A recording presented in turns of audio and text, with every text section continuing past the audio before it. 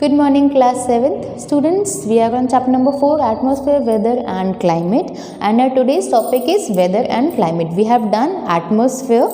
So let's move forward. So weather का मतलब क्या होता है, क्लाइमेट का मतलब क्या होता है? वेदर और क्लाइमेट में बहुत ज़्यादा डिफरेंसेस हैं. हमारी डे टू डे मतलब हर दिन जो भी चेंजेस होते हैं हमारे किसके अंदर, एटमॉस्फेरिक कंडीशंस ऑफ टेम्परेचर, मतलब टेम्परेचर बढ़ रहा है, घट रहा है, प्रेशर एयर का, wind, rainfall in any specific area. मतलब आज बारिश हो रही है, कल बहुत ज़्यादा धूप निकली, कल बहुत ज़्यादा बारिश हो गई. तो ये क्या डे टू डे चेंजेस हो गए इन सभी कंडीशंस को लेकर, तो ये हमारे वेदर के अंदर आएंगे. वहीं हम क्लाइमेट की बात करें तो जैसे इंडिया में हम बात करें, इंडिया सब ट्रॉपिकल एरिया में आता है. तो इंडिया में ना ज़्यादा धूप, ना ज़्यादा गर्मी है, ना ज़्यादा बारिश है, ना ज़्यादा ठंड है, तो नॉर्मल है. तो 30-35 सालों तक मतलब जो वेदर कंडीशन कैसी, जैसे atmospheric condition of temperature, pressure, wind, rainfall एक ही टाइम, एक ही जैसा रहे 30-35 साल तक, तो वो क्या कहलाता है, उस एरिया का क्लाइमेट कहलाता है. अब अगर 30-35 साल बाद इंडिया में बहुत ज़्यादा ठंड पड़ने लग जाए और वो कम से कम 30-35 साल और चले, तो क्या हो गया, हमारा क्लाइमेट चेंज हो गया. क्लाइमेटिक चेंज बोलते हैं हम लोग, क्लाइमेटिक चेंजेस आ रहे हैं. कैसे आ रहे हैं, बहुत सारे रीजन्स हैं उनके. तो रोज़ाना जो चेंजेस होते हैं वो कहलाता है वेदर, और 30-35 साल तक एक ही पर्टिकुलर एरिया में एक जैसा ही वेदर कंडीशंस रहे, वो क्या कहलाता है, क्लाइमेट. तो दोनों ही टर्म्स में बहुत ज़्यादा डिफरेंसेस हैं. हमारा नेक्स्ट टॉपिक है व्हाट कॉजेज वेदर. वेदर को क्या क्या चीज़ें इफ़ेक्ट करती हैं. सबसे पहली बात कि सन हमारे जो हीट है उसका एकमात्र सोर्स है, और warm air, circulation of winds, बहुत सारी चीज़ें जो हैं वो हमारे वेदर को कॉज करती हैं. इससे पहले इसकी डिटेल हम लोग elements of weather and climate में देखते हैं. So let's move forward to elements of weather and climate. उससे पहले एक बार इस पूरे पैराग्राफ में से इंपॉर्टेंट चीज़ें डिस्कस कर लेते हैं. Heat, only the source of sun is the only source of heat. The sun heats up the air, different parts of the earth atmosphere by different amount due to the various reasons.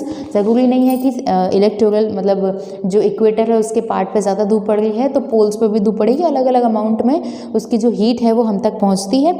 The warm air is lighter and rises up while dense and heavy cold air sinks and take its place. जो गर्म हवा है वो ऊपर उठती है, जो ठंडी हवा है वो नीचे रहती है.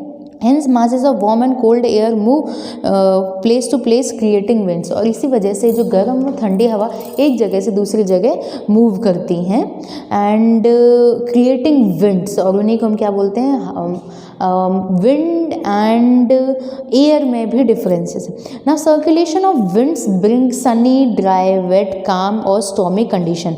तो विंड की जो मूवमेंट है उसकी वजह से ही जो टेम्परेचर है उस पर इफेक्ट पड़ता है. धूप या फिर गर्म हवा जिसे बोलेंगे, सूखी हवा या कोल्ड वेट हवा, तो ये सारे क्या हैं, ये सारे कंडीशंस लाती हैं हमारे सामने. जो विंड है वो फ्लो करती है उस वजह से.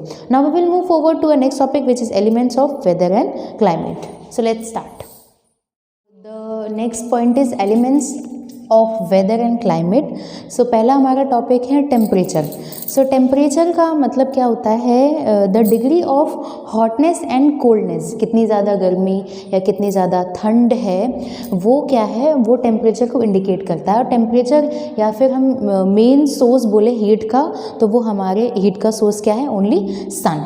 सो heat energy the sun is the only source of heat on the earth, and उसी की वजह से हीट पहुंचती है.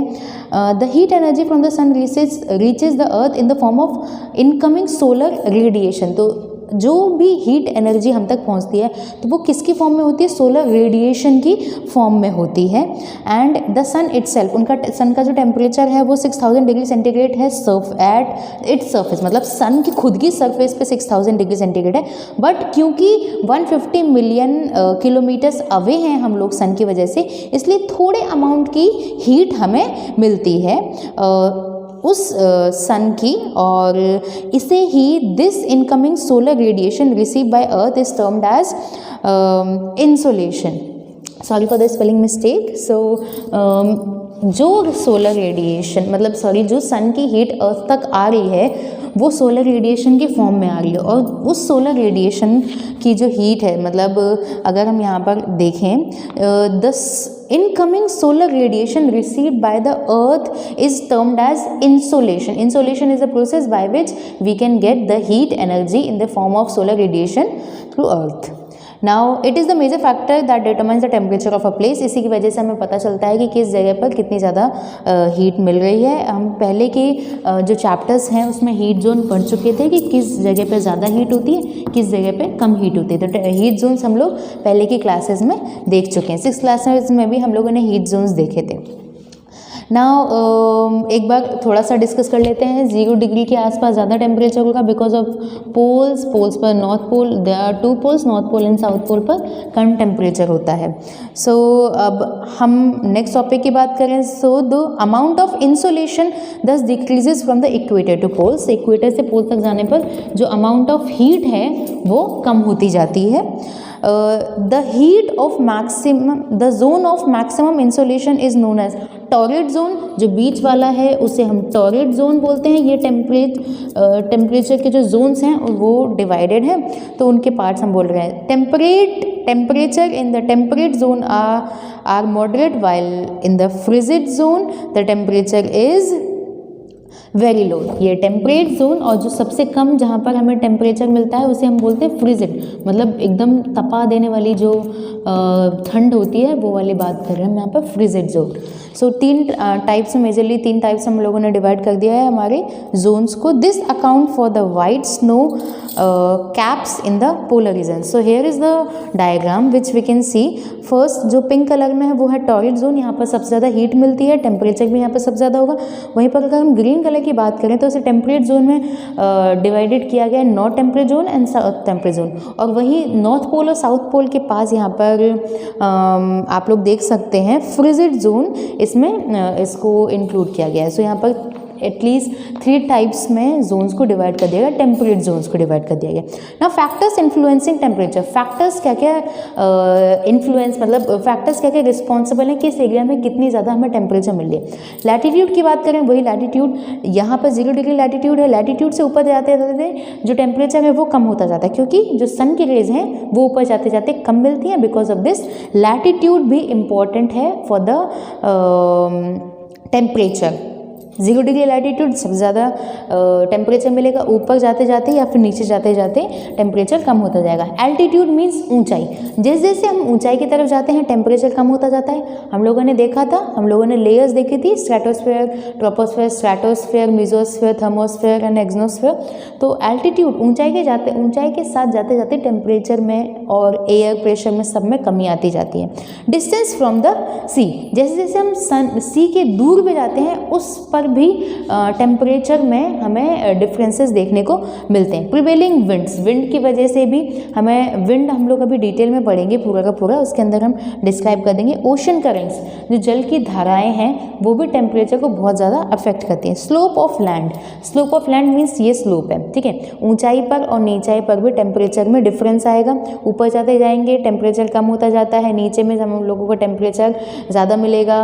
और भी बहुत सारी कंडीशंस हैं जिस पर टेम्परेचर डिपेंड होता है। Forest cover and soil, soil अगर रेतीली हुई तो वहाँ टेम्परेचर ज़्यादा होगा, सॉइल अगर मॉइस्ट हुई तो वहाँ पर टेम्परेचर कम होगा। अगर फॉरेस्ट से वो कवर्ड एरिया है तो वहाँ टेम्परेचर कम होगा, जहाँ पर फॉरेस्ट कवर एरिया नहीं है और एकदम रेतीली ज़मीन है वहाँ टेम्परेचर ज़्यादा होगा।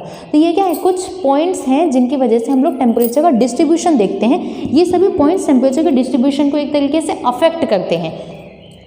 Also due to human interferences, temperature in the cities tends to be higher than villages. गाँव में because ग्रीनरी बहुत ज़्यादा होती है और इस वजह से गाँव में टेम्परेचर कम होता है, वहीं पर शहरों में टेम्परेचर बहुत ज़्यादा होता है।